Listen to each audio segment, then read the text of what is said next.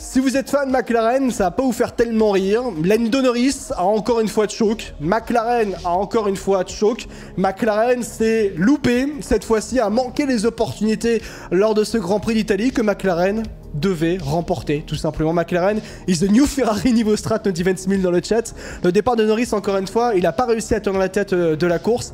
Ça commence à faire beaucoup réellement, et je pense que cette image-là de Lando Norris complètement abattu, il faut le dire, dans la call room à l'issue du Grand Prix d'Italie, bah, c'est à l'image de la saison de McLaren. Alors oui, ils se battent régulièrement pour les victoires, ils ont certainement la meilleure voiture, mais qu'est-ce qui choque?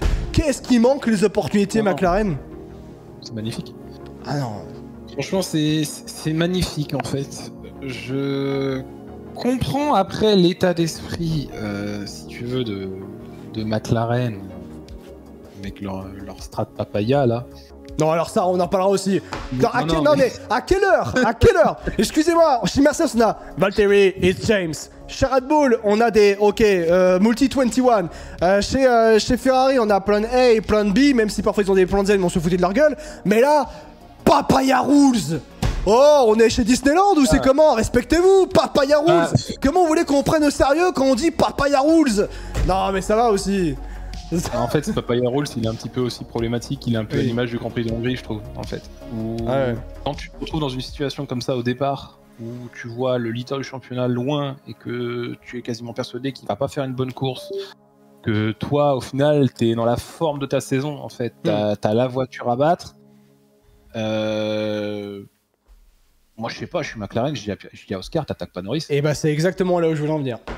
Je dis à Oscar, écoute, que toi, tu restes le chien derrière Lando, tu bloques tout le monde, tu fais tout ce que tu veux, mais tu laisses Lando avoir le maximum de points possible pour revenir au championnat pilote. Et au final, oui, c'est pas ce qui s'est passé. Et dès qu'ils ont vu, à mon avis, Piastri passer et Norris qui allait revenir sur lui, ils se sont dit, bon... Mais tu sais que moi, je vais aller plus loin. Moi, j'ai l'impression que McLaren ne veut pas que Lando Norris remporte le titre. Vraiment, parce que non mais oui, c'est ce que je veux dire. Ce que je veux dire par là, il y a pas de souci. Lando Norris a fait un départ encore une fois catastrophique alors qu'il partait en pole position. Il s'est loupé et derrière Oscar Piastri en a profité pour aller prendre la première place. Ok, ça y a pas de souci, on est tous d'accord là-dessus. Sauf que, comme tu l'as très bien dit, Max Verstappen n'avait aucun rythme dans ce Grand Prix d'Italie et dans ce week-end du Grand Prix d'Italie. La séance de qualification déjà de base, elle était horrible pour Red Bull. Et quand tu ressors derrière dans ce Grand Prix, tu vois que Verstappen est hyper loin et qu'il ne pourra pas toucher à aucun instant Lando Norris et McLaren de la globalité. Et là derrière McLaren, bah tu dis naturellement, bon, Lando Norris c'est notre meilleure chance pour aller remporter le titre pilote. Il a déjà beaucoup de points de retard par rapport justement à Verstappen. Là il y a une opportunité de marquer un maximum de points, même si c'est des points en plus pour la deuxième place et même à ce moment-là pour la première place, puisqu'il faut se souvenir que on ne pensait pas que Ferrari allait faire une stratégie à un arrêt. Et là, qu'est-ce qu'on dit à Oscar Piastri? Ah non, mais tu peux rester devant. Mais attendez, mais on est dans quel monde? Dans quel monde? Surtout que... Donc ça veut dire que déjà, d'une, McLaren n'a pas du tout aidé Lando Norris, alors que Piastri... Ok, pas de souci, il faisait un meilleur Grand Prix, mais d'une certaine manière, McLaren a aidé Oscar Piastri lors du Grand Prix de Hongrie. Donc en fait... Déjà, j'avais pas aimé la manière dont McLaren a géré l'histoire entre Lando Norris et Oscar Piastri lors du Grand Prix de Hongrie, qu'on a fait passer Lando Norris pour le méchant, et en plus de tout ça, en Hongrie on lui avait dit « Tu ne gagneras pas un championnat tout seul, tu auras besoin d'Oscar ». Et quand là on a besoin, et j'accuse pas Oscar Piastri, attention, hein, j'accuse McLaren, quand on a besoin d'Oscar Piastri et que McLaren aide Lando Norris via Oscar Piastri, non, on l'aide pas. Non, on le laisse devant et il fait sa vie tout seul. Bah oui, bah bien sûr. Donc là, vraiment, McLaren a nettement pris pour un abruti ou pour quelqu'un de pas très intelligent, Lando Norris du moins, dans cette histoire-là. Et je réinsiste là-dessus. Oui, Lando Norris s'est loupé au départ de ce Grand Prix. Il n'y a pas de souci sur ça. Mais tout de même, une équipe, c'est censé aider son pilote aussi d'une certaine manière dans les situations difficiles. Là, rien du tout. Rien du tout. Stratégie, communication, zéro. Tout ça pour dire après Papaya Rules. Ouais, on a Disneyland hein, aussi en termes de messages codés du côté de chez McLaren. Vraiment, c'est dommageable et surtout, McLaren n'aide pas Lando Norris, ne soutient pas Lando Norris dans sa quête vers le titre mondial, même dans les moments qui sont difficiles. Lando Norris, c'est la première fois de sa carrière qu'il se bat pour un titre mondial. Il a besoin d'être soutenu. C'est très dur, c'est très difficile cette situation. Et là, non, McLaren, du moins, peine à trouver les bons mots pour aider Lando Norris parce qu'ils n'arrivent pas à trouver. Ils le font très mal. Ils gèrent très mal la situation. En fait, McLaren 2024, c'est un peu comme Ferrari 2022. Bon, en fait, le problème, c'est que c'est juste que ça traduit une équipe encore qui est trop fébrile pour viser les titres mondiaux. Ouais. Ils se contentent juste du constructeur, juste parce qu'ils ont une meilleure voiture et que du coup, forcément, qu'ils vont finir haut à l'arrivée des Grands Prix. Mais je sais pas, il reste 8 Grands Prix. Il y a, je sais plus, 49 points ou 50 points, je sais plus. Enfin là, il n'y a plus énorme en fait. Norris a récupéré, vraiment, Norris a récupéré que quelques petits points sur Max Verstappen. Non, mais c'est rien. Il me semble. Tu vois, donc bon, il aurait pu en récupérer 3 de plus. C'est... Franchement, la gestion, elle est dommage, parce que comment tu te sens quand tu es Lando Norris à ce moment-là, en fait. Ou bien sûr que devant les médias, il va te dire que évidemment qu'il va pas penser au titre mondial. Et quand tu vois le classement comptable, t'es obligé en fait d'y penser à un moment donné. Tu vois bien qu'il y a une convergence qui est favorable en plus pour toi. C'est impensable de se dire que Norris veut pas viser le titre mondial. Ouais. Mais oui, t'as l'impression que McLaren s'aborde un petit peu et fait des règles un petit peu en fait aléatoires. Ouais. Tout simplement. Et c'est dommage. C'est pas non plus pour favoriser Piastri, pour descendre Norris ou ce genre de choses. Norris a fait la course qu'il devait faire, il a bien géré sur l'ensemble. Oui, il a été un peu plus rapide que Norris, donc très bien. Mais à un moment, si tu veux être clinique, si tu veux optimiser tes points et ta remontée de points en fait, bien sûr, tu dois prendre des décisions fortes. Et McLaren n'a pas ces décisions fortes. On prône tout le monde il est beau, tout le monde il est gentil. Personne. Sauf qu'en fait, ça leur dessert beaucoup plus qu'autre chose. Et c'est ça qui est problématique. Surtout 62 points d'écart. Hein. Je regardais, il y a 303 points pour Max Verstappen, 241 pour Lando Norris, donc il y a 62 points d'écart. Ça me rappelle l'année Hamilton Alonso en 2007 chez McLaren, et à la fin, c'est Raikkonen qui est champion. Oh, pas dans des situations pareilles, bien sûr, mais c'est juste qu'il y a quand même je réinsiste là-dessus, mais j'ai quand même le sentiment que McLaren... En fait, McLaren ne veut pas oser penser au titre. C'est ça en fait. Mais dans quel but? Pourquoi? Mais dans quel but vous pouvez pas oser penser au titre? Vous avez la meilleure voiture de la grille. McLaren a la meilleure voiture de la grille. Et même au-delà même de parler de Red Bull, Ferrari aujourd'hui, hein. Ferrari n'aurait jamais dû gagner aujourd'hui, hein. McLaren avait la meilleure voiture. Point. Jamais tu laisses Ferrari gagner aujourd'hui. Et puis en fait, c'est comment se passe ton après-course en fait. Parce que t'as pas vraiment de consigne claire. Donc la manœuvre de Piastri. Si on lui dit que c'est... en fait, on l'a laissé faire. Ouais. Tout simplement. Mais si tu le laisses faire et qu'après, 3 courses après, il y aurait pu y avoir accrochage. Hein. Les deux ont été très intelligents, mais il y aurait pu y avoir accrochage quand même. Il y aurait pu y avoir accrochage, mais la faute à qui? Ouais. En fait, la faute à qui? La faute à Oscar, parce qu'on lui a absolument rien dit. On lui a dit que t'es libre de te battre, alors que selon moi, il y aurait même pas eu à se battre, en fait. Si tu penses aspect comptable. Donc il est là aussi le problème, c'est que tu dis un petit peu tout et son contraire en fait, course après course à l'un à l'autre, donc comment tu sais plus trop quoi penser et comment agir au final. Donc à un moment tu agis par toi-même et Piastri agit par soi-même, simplement, je pense. C'est qui nous dit McLaren se fout de la gueule de Lando, 5 ans de bons et loyaux services, il aurait pu aller chez Red Bull. Exactement, c'est là où je voulais en venir aussi. Il aurait pu aller chez Red Bull, mais non, il est resté chez McLaren, il a cru en eux et c'est comme ça qu'il traite maintenant. Et si je suis Lando l'an prochain, je pense qu'à ma gueule, nous dit Athletics. 62 points d'écart, petit rappel qu'avait entre la Hongrie et aujourd'hui. En inversant les positions, Oscar et Norris aurait pu gagner 10 points, exactement. Ils ne veulent pas ou ils ont peur de privilégier un des deux pilotes, mais alors, vous croyez que Piastri va se barrer quelque part? Le problème... Piastri et les deux sont sécurisés, quoi. S'ils ont peur de privilégier un des deux pilotes, fallait garder Ricciardo. D'accord. Tu mettais Norris en numéro 1 d'office, tu gardes Ricciardo, puis comme ça, t'as pas de problème. Hein. Là, tu mets Norris sur un piédestal, il y a aucun souci. Je pense que quand tu vois le talent de Piastri, tu sais très bien à quoi t'attendre en fait. Tu sais qu'il va monter en puissance d'année en année et que de toute façon il a le potentiel d'être futur champion du monde. Mais c'est pas pour autant non plus qu'il faut ruiner les courses et les strats et tout ça et les consignes de Norris en fait derrière. C'est un peu ça qui est problématique parce qu'à ce rythme-là, en fait, en pensant comme ça, Norris aura jamais rien avec McLaren. C'est pas possible en fait de pouvoir viser le championnat du monde pilote si tu agis comme ça en fait.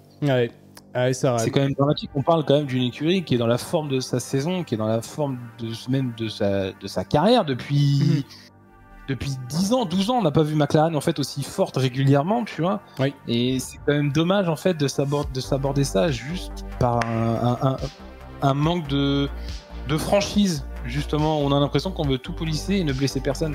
Mais à un moment, il faut de la franchise aussi et il faut être clair avec ses pilotes. Si t'es pas clair avec tes pilotes, forcément il y a un moment où ça passera pas forcément bien et t'auras pas de résultat que espéré, quoi. Et dans la globalité, surtout McLaren a choke, quand on parlait justement de Lando Norris. Alors, on va plus même dans quelques instants reparler de Lando Norris par rapport à ses départs en Grand Prix parce que c'est dommageable bien sûr, mais plus particulièrement et dans la globalité, McLaren encore une fois, stratégiquement parlant, c'est loupé Baby Choum et même le chat bien sûr.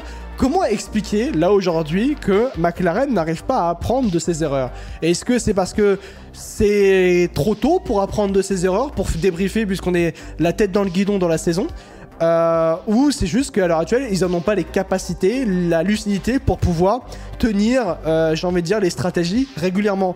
Aux Pays-Bas, pas de soucis, hein, ils ont tenu et ils ont fait une masterclass en termes de gestion automatique. Mais là, à Monza, encore une fois, McLaren est un petit peu retombé dans ses travers, et nettement même retombé dans ses travers, de la gestion de course, alors qu'ils ont les meilleures voitures avec celle de Piastri et Lando Norris. Le problème pour moi là, c'est au-delà d'un problème de stratégie, c'était un problème tout simplement de dégradation de gomme sur ce Grand Prix là. On a vu que en fait, les longs relais que McLaren était capable de faire sur les Grands Prix précédents, ça ne passait pas à Monza, forcément, dû à ce nouvel asphalte. Peut-être aux spécificités de la monoplace du coup durant ce week-end, mais on a vu qu'ils étaient forcés de faire un deuxième arrêt en fait coûte que coûte. Tout simplement, là où en fait Charles était capable justement de tirer jusqu'à la fin de la course. Ouais. On a vu justement, on a demandé à Piastri s'il se sentait capable d'aller au bout. On a proposé justement cette idée-là durant la course. Et lui-même l'a dit, les gars, ça va être chaud. Je suis d'accord avec Jetark. Moi, je pense que c'est parce qu'ils ont trop attaqué. Souvenez-vous, je crois que c'était avant, avant la fin après le premier arrêt. Je crois, t'as Norris et Piastri qui ont voulu faire des tours de qualification ensemble. Et ils se battaient entre eux à distance, mais ils se faisaient des tours vraiment très puissants. Et ils ont trop attaqué. Et c'est ça aussi justement la mauvaise gestion et que je te parlais de stratégie, c'est parce que les deux se sont attaqués à distance. Ils ont foudroyé leur pneumatique. Parce qu'on les a laissés faire, bien sûr. Et McLaren, la gestion, mais dans ça, la gestion, comment McLaren peut laisser faire ça? Ils ont encore laissé filer des points hyper importants et au-delà même de l'équipe pour Lando Norris. Parce que même, allez, à la limite, tu ne laisses pas repasser Lando Norris par rapport à Oscar Piastri, par rapport au titre mondial. Ah mais bien, Lando Norris termine 3ème. C'est beaucoup de points en moins par rapport au point de la 25e, 26e place, enfin de la première place avec 25 points ou 26, mais avec le meilleur tour en course. Tout de même. En fait, tout chez McLaren montre qu'ils n'arrivent pas, à l'heure actuelle, à avoir la capacité à tenir juste leurs pilotes et des stratégies convenables. Alors que chez Ferrari, qui il y a 2 ans avant Vasseur, c'était la catastrophe, ça faisait que des mauvais choix stratégiques, même en qualification, même en séance d'essai libre, ça faisait des mauvais choix. Là aujourd'hui, Ferrari, c'est presque la référence. Optimisation maximale. McLaren, il n'y a pas d'optimisation. Et c'est du gâchis. Vraiment, McLaren est en train de gâcher sa saison. C'est fou de dire ça, alors qu'au début de saison, on disait « Oui, McLaren est en train de revenir et ainsi de suite. » Non, là, McLaren est en train de gâcher sa saison avec que des erreurs stratégiques. Que des erreurs dans la stratégie. En n'arrivant pas à tenir justement leurs pilotes qui se battent justement soit à distance mais également aussi côte à côte parce qu'ils abîment leurs pneumatiques. Et sur une piste réasphaltée comme la piste de Monza, il faut tenir ces pneumatiques. Et tu laisses tes pilotes faire des tours de qualification en course, tu laisses tes pilotes se battre, tu laisses tes pilotes se faire avoir par la Scuderia Ferrari et tu te laisses même avoir par la Scuderia Ferrari qui fait une stratégie en arrêt parce que eux ils étaient derrière Pépère en disant bah nous on va rester derrière, on va tenir la pneumatique et on va les laisser se battre à l'avant et Ferrari a été plus intelligente. Point, c'est tout. Alors qu'ils n'ont pas une meilleure voiture par rapport à McLaren. C'est eux McLaren aujourd'hui les favoris à chaque Grand Prix. À chaque Grand Prix c'est McLaren les favoris. Et dans ces favoris là, t'as un pilote qui se bat pour le titre mondial. Et tu le laisses tout seul, tu ne l'aides pas, Piastri, tu le laisses attaquer le Norris alors que le Norris joue le titre. Non, mais c'est bien. Non, mais tout le temps, il n'y a que des mauvaises décisions chez McLaren depuis presque le début de la saison. Alors oui, les pilotes font des erreurs, mais tout de même, il faut les aider aussi, ces pilotes-là. Personne n'est parfait. Lando Norris fera des erreurs, mais il est d'accord, il n'est pas parfait. Mais au moins, aide-le. Aide-le à surmonter les situations. Aide tes pilotes à surmonter la situation. Non. On les laisse jouer comme ça. Non, mais ça va aussi. Que une agréable, vraiment. Et c'est encore une fois, vraiment McLaren gâche sa saison, ne cesse de choke les stratégies, ne cesse de gâcher des opportunités tout le temps, alors qu'ils ont la meilleure voiture. Et avec cette histoire-là, tu vas voir que McLaren, d'une, ils vont perdre le titre pilote parce qu'ils n'aident pas Lando Norris, et en plus de ça, ils vont perdre un titre qui leur était promis, le titre constructeur. Pourquoi? Parce que derrière, t'as Ferrari qui maximise peu importe les situations, comme à Monza, alors qu'ils ne devaient jamais gagner à Monza, c'était McLaren qui était favori et qui devait avoir un meilleur rythme et qui devait mieux gérer ses pneumatiques, et Ferrari qui est derrière, qui est à moins de 40 points maintenant de Red Bull qui est première, donc ils sont 3ème Ferrari, et McLaren qui est en train de se dire ah, il y a Ferrari qui revient. Et ben tu verras qu'à la fin de la saison, ce sera Ferrari qui sera champion du monde constructeur. Voilà, pourquoi? Parce que McLaren gâche sa saison, littéralement. Et après, bon, c'est en fait s'ils vont au bout, qu'ils sont champions. Est-ce qu'on pourra dire que ça a été un champion du monde maîtrisé, tu vois? Non, non, ça aurait été de la bataille interne. Bus, ils se seront battus contre eux-mêmes, j'ai l'impression de dire ça. Ouais, c'est ça. En fait, l'impression que tu pourrais avoir si ça va au bout pour McLaren, c'est en fait, ils ont juste profité un petit peu à l'image de Verstappen, en fait, du fait que forcément les Red Bull ne marquent moins de points que soit devant, mais sans forcément avoir l'optimisation en fait des points et la maîtrise en fait de ce qu'ils font, quoi, tout simplement. Ouais. C'est juste, en fait, ils seront mieux placés sur la piste, et points. Et c'est un peu dommage. Alors, est-ce que ça donnerait un grand champion constructeur? Ça ferait surtout du bien à McLaren de l'être, mais c'est sûr qu'après l'image donnée, c'est un peu dommage. Il reste encore 8 courses pour améliorer ça. On pensait qu'à Zandvoort, ils avaient appris de leurs erreurs, hein. Ils ont été très proactifs, très dominants avec lui, ils avaient rien à dire. C'est ça le plus dur, hein. C'est que tu sors de Zandvoort où McLaren, totale maîtrise, Lando Norris sur une autre planète avec l'allégation automatique, t'arrives à Monza, allez, on refait les mêmes erreurs, et on laisse nos pilotes faire des bêtises. Et totalement gâcher la dégradation automatique. Bah oui, allez, c'est super, bonne gestion de McLaren, ça encore une fois, hein. Après, je vais pas attendre non plus de McLaren et de Norris qui plantent 25 secondes sur le deuxième à chaque week-end. Mais non, pas ça, mais juste. Moi, c'est juste. Ils nous ressortent la même impression en fait de sérénité, de dialogue et de facilité en fait en course. Ouais. Non, pour le constructeur, t'abuses, McLaren va l'avoir. Vous verrez. Franchement, on en reparle le prochain Grand Prix. Et j'espère me tromper parce que j'espère que McLaren quand même... Moi, ce que je veux dire par là en termes de gâchis, c'est quand tu as la meilleure voiture, tu n'as pas le droit de gâcher autant. Tu peux avoir des ratés, il n'y a pas de souci là-dessus. Mais alors gâcher autant comme ça dans une saison, comptez à partir du Grand Prix de Miami le nombre d'opportunités qu'a raté McLaren. Et bien sûr, malheureusement, Lando Norris qui a raté des départs, qui a fait des erreurs, qui a loupé des opportunités, bien sûr. Mais juste sur McLaren, comptez le nombre de ratés.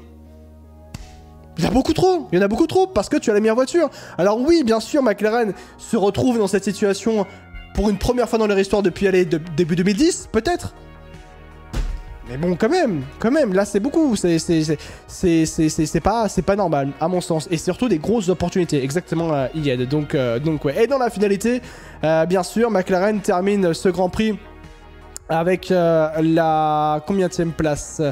La deuxième et la troisième place. Deuxième pour Oscar Piastri et Lando Norris, lui, troisième au classement pilote. Sachez que Lando Norris est donc deuxième avec 241 points, 303 pour Max Verstappen. Il y a donc 63 points d'écart entre Max Verstappen et Lando, 62 points d'écart entre Lando Norris et Max Verstappen. Leclerc troisième au classement pilote et Oscar Piastri lui est quatrième pour sa deuxième saison en Formule 1 et c'est plutôt intéressant. Il y a 33 points pour McLaren et 12 points seulement pris par Red Bull dans ce Grand Prix d'Italie. Ça prouve justement que McLaren aurait dû prendre plus de points par rapport à Red Bull qui est en grande difficulté. Voilà, du moins par rapport à McLaren, et on aurait dû s'attendre à mieux. On devait voir mieux par McLaren, et encore une fois McLaren a choke ce Grand Prix d'Italie et on espère qu'ils arrêteront de choke réellement du côté de chez McLaren avec Piastri et bien sûr Lando Norris qui joue le titre donc contre Max Verstappen. Lando Norris.